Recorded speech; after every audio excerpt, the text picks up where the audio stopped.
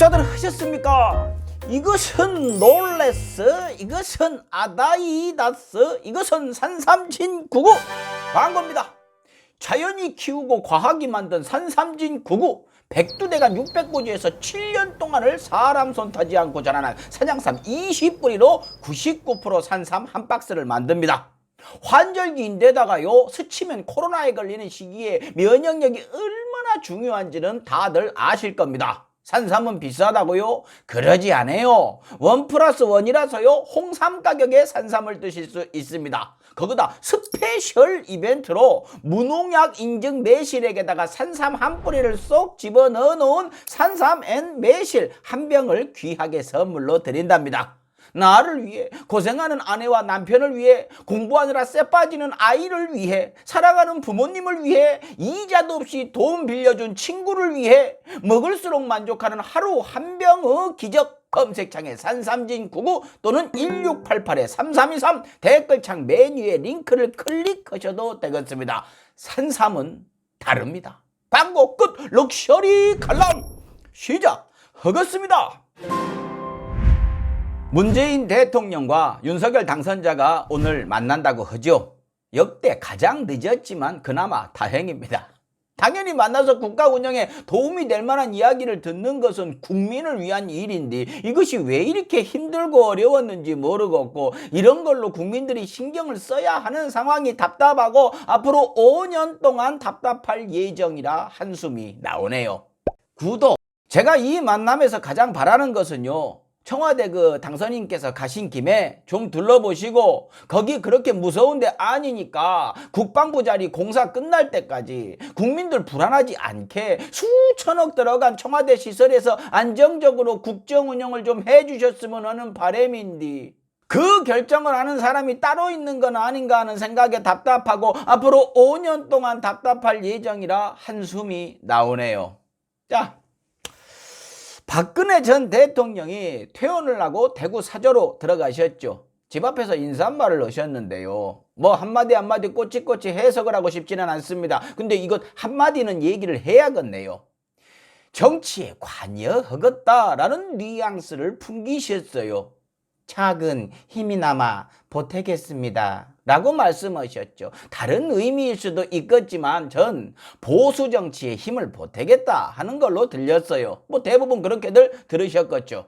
할 수 있습니다. 물론 그분의 과오가 얼마나 큰지는 떠나서 그분의 말과 행동에 동의하고 지지하는 국민이 있으면 그렇게 하는 거죠. 촛불 시민들 입장에서야 속에서 천불이 나고 복장이 터져버릴 일이지만요, 그분을 지지하는 사람들 입장에서는 그게 당연한 것이에요.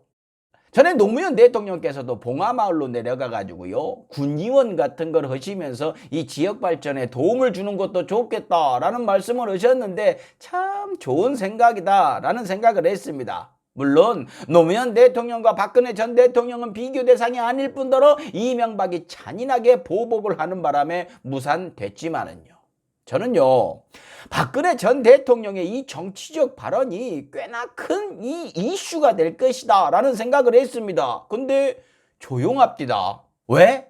여론 만들기의 달인들인 정치 언론들이 입을 다물어 불어요. 제가 며칠 동안 조중동을 살펴봤습니다. 거의 보도를 안 해요. 보도라고 해봐야 거기서 그 소주병 던진 남자 얘기만 툭 던져놓고 말아요. 왜 그럴까요? 커지는 걸 바라지 않는 것이죠. 아시겠지만 조중동, 그중에서 조선일보는요, 박근혜 탄핵의 맨 앞줄에 섰었죠. 아주 그때 상황이 극적이었습니다. 바로 어제까지만 해도 형광등 100개의 아우라를 지닌 우리 대통령님 하면서 칭송을 하다가 하루아침에 이번 대선에 이재명 후보 공격하던 것처럼 있는 것 없는 것 다 끌어다가 조립하고 포장을 내갖고 총공격을 했었죠. 앞장섰던 이유가 그 상황을 보니 이 정부에 계속 붙어있다가는 같이 침몰할 것 같으니 이 침몰하는 배에서 쥐새끼들이 제일 먼저 빠져나오듯이 나는 누구보다 빠르게 남들과는 다르게, 죄송합니다, 누구보다 빠르게 얼굴을 바꿨다는 얘기가 있고, 한간에는 박근혜 정부가 당시 조선일보 길들이기를 하려다가 되치기를 당했다는 얘기도 있었죠. 아무튼 그때 선봉장이 되어갖고 밀어붙인 것이 눈치가 보여서 입을 다물고 조용히 지나가기를 바라는 걸까요? 아니죠. 그들을 너무 약하게 보는 것이죠. 우리나라 정치 언론들은 그 반대죠. 이런 경우 더 밟아버리죠. 조국 전 장관 가족한테 하는 짓거리를 보세요. 잔인하게 짓밟고 나서 너무한 거 아닌가? 아유, 이건 좀 아니지 않나? 하는 얘기가 나올 기미만 보여도 다시 가갖고 그 가족을 또 짓밟아버리죠. 잔인하기가 이를 데가 없죠. 그만큼 힘도 엄청나게 셉니다. 민망하고 눈치 보는 차원이 아니라 도움될 게 없으니까, 대놓고 또 밟기에는 역풍 불 게 뻔하니까 그냥 조용히 묻어버리려고 저러는 것 같아요. 자, 박근혜 전 대통령이 정치활동을 재개를 하면 누가 가장 긴장을 할까요? 뻔하죠. 박근혜 전 대통령의 영향력이 있는 지역은 대구, 경북이고, 민주당 이재명 후보가 이번 대선에서 내심 30% 득표를 기대를 했는데 20% 조금 넘는 선에서 그쳐버렸죠. 너무나 단단한 곳입니다. 그러고 민주당을 이번에 지지한 20몇 프로의 시민들은 박근혜 전 대통령 때문에 민주당 지지를 바꾸지는 않을 거라고 봅니다. 즉, 국민의힘과 정치 언론한테 득이 될 게 하나도 없는 상황이 턱하니 만들어진 것이죠. 대구 경북 지역에 변수가 생기는 것은 적폐 기득권들에게 이득될 것이 하나도 없습니다. 잘해봐야 본전인 이득될 것도 없이 눈치 보면서 신경 써야 할 골칫거리만 생긴 것이지요. 실제로 이번 대구시장 선거에 최측근인 유형아 변호사가 출마한다는 얘기가 돌고 그 영향력이 상당할 것으로 보이니까요. 이 상황은요, 마치 어떤 영화에서 2인자가 보스를 밀고 해갖고 감옥에 보내불고 조직을 장악을 해서 국내 최대 조직이 되었는데, 감옥 갔던 보스가 출소를 해갖고 사무실에 찾아와서 회장 자리에 다리 꼬고 앉아갖고 야, 때깔 좋아졌다, 뭐 이러고 있는 느낌이죠. 보통 이런 경우엔 그 예전 보스가 민망한 꼴을 당하고 쫓겨나죠. 근데 지금 상황은요, 새로운 보스가 이상해요. 많이 이상해요. 어찌어찌 해가지고 우격다짐으로 보스를 만들긴 했는데 이상해요. 조직 보스가 뭐랄까, 밤에 화장실도 혼자 못 가는 느낌이랄까요. 윤석열 당선자 이야기를 좀 합시다. 일단 참 고맙습니다. 어쩌면 그렇게 예상한 것에서 한치도 벗어나지를 않으실까요? 청와대를 단 하루도 들어가질 않겠대요. 왜 그러는지는 뻔히 알지만 말했다가는 잡혀갈까봐 얘기 안 할래요. 긴급 상황에 대책을 세우고 지휘를 해야 하는 청와대 벙커에도 들어가지 않겠답니다. 버스에 타갖고 지휘를 하겠대요. 그 버스가 미사일 공격에도 끄떡이 없나 보죠? 그것이 아니라면은요, 지금 있는 사무실 그냥 지하 1층에 가갖고 회의하는 것이 더 안전하겠네요. 집무실 국방부 이전을 처음 제안했다는 참모인 누구요? 김용현 씨라는 분이요, 이렇게 또 포장을 합니다. 통이동 집무실에 있으면 국방부 벙커까지 이동하는데 시간이 걸려서 골든타임을 놓칠 수 있다. 예끼 아저씨야. 참. 그러니 국방부 자리에 세팅 끝날 때까지 청와대에 있으면 바로 아래로 내려가가지고 비상사태에 즉시 대응이 되는데 왜 이런 헛짓거리들을 하고 있는지 모르겠습니다. 국민들을 이해시킬 생각도 없고 이해시킬 방법도 없는 것 같고 국민 여론도 필요 없다면서 저러고 있어요. 참 잘하고 계십니다.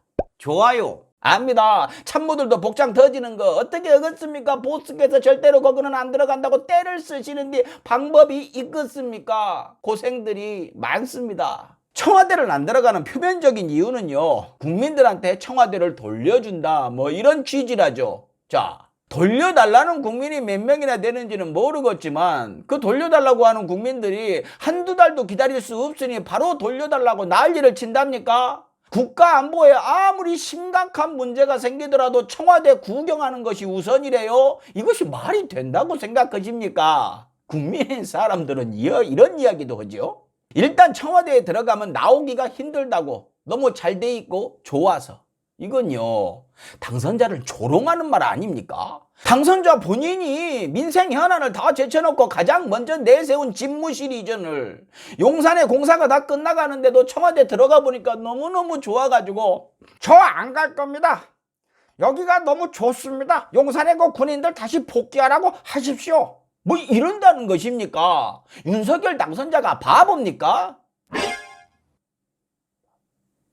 아무튼 그럴듯한 핑계를 대고 싶으면 한 10분씩이라도 생각을 좀 합시다. 손톱만큼이라도 타당한 이유가 있어야 될 것 아닙니까? 물론 고맙긴 합니다. 스스로 나락으로 떨어지겠다고 저러고 계시니 민주진영에서는 반갑죠. 근데 나라를 회복할 수 없을 지경으로 망가뜨릴까봐 걱정이 되는 것이죠. 이걸 갖고 또 외신들이 조롱을 하면 국격은 더 떨어지겠죠.